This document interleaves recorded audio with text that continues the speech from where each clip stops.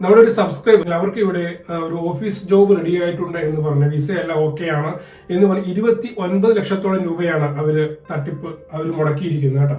അപ്പൊ അതിനുശേഷമാണ് ഈ 29 ലക്ഷം രൂപ അടച്ചതിന് ശേഷമാണ് അവർ ഞാനുമായിട്ട് അവർ ബന്ധപ്പെടുന്ന കാര്യങ്ങൾ സംസാരിക്കുന്നത്. അവർ ഓഫീസ് അസിസ്റ്റന്റ് ജോബിന് വേണ്ടിയിട്ട് ഫാമിലി വിസ എല്ലാം ഉണ്ട് എന്ന് പറഞ്ഞാണ് വളരെ വിദഗ്ധമായിട്ടാണ് ഈ ഒരു ഏജന്റ് ഇവര് തട്ടിച്ചിരിക്കുന്നത് കേട്ടോ.